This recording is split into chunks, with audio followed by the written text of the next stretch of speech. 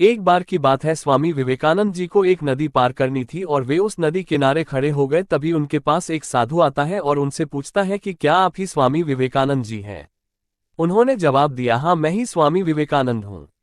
तो उस साधु ने उनसे पूछा कि आप इस नदी किनारे क्या कर रहे हो। तो स्वामी विवेकानंद जी ने जवाब दिया, मुझे इस नदी को पार करना है और मैं एक नाव का इंतजार कर रहा हूँ। तो साधु ने उनसे कहा कि आप इतने बड़े इंसान हो और बहुत सारे लोग आप को अपनी प्रेरणा का स्रोत मानते हैं, लेकिन आप इस एक मामूली सी नदी को पार नहीं कर सकते। तो चलो मैं आपको इस नदी को पार करके दिखाता हूँ।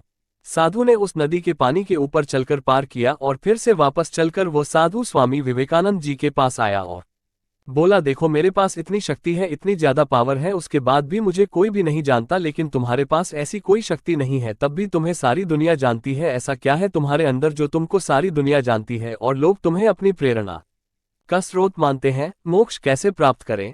तो स्वामी विवेकानंद जी ने उस साधु से मुस्कुराते हुए पूछा कि तुम्हें इस विद्या को सीखने में कितना समय लगा? तो साधु ने जवाब दिया, 15 साल। इतने में ही स्वामी जी की नाव आ गई और स्वामी विवेकानंद जी ने उसे अपने नाव में बैठाया और नदी पार की। और पार करने के बाद स्वामी जी ने अपने जेब से 1 रुपया निकाला और उसने वाले को दे दिया, यानी कि दोनों के 50-50 पैसे हुए थे। स्वामी जी ने उसना वाले को 1 रुपया दे दिया। पैसे देने के बाद स्वामी जी ने उस साधु से कहा कि जो काम तुम 50 पैसे में कर सकते थे, उसे करने के लिए तुमने अपने जीवन के 15 साल बर्बाद कर दिए, और यही 15 साल अगर तुम समाज की भलाई में लगाते हैं तो आज तुम्हें भी पूरी दुनिया जानती है। लोग तुम्हें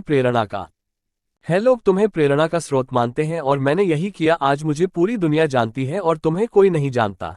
विवेकानंद जी ने उस्तादों से कहा कि तुम्हारे जैसे कई सारे लोग ऐसी चीजों में अपने कई दिन कई साल बर्बाद कर देते हैं जिनका उनके जिंदगी में कोई मतलब नहीं होता। इस दुनिया में जितने भी लोग हैं उन्हें उतना ही समय मिलता है जितना आपको। इतने में ही कई लोग बड़ी बड़ी ऊंचाइयों को हासिल कर लेते हैं जिसका आप अंदाजा भी नहीं लगा सकते, क्योंकि वो लोग अपने कीमती समय को उस जगह लगाते हैं जहां पर उसका कोई मतलब निकले। और ऐसा ही आपको भी करना चाहिए।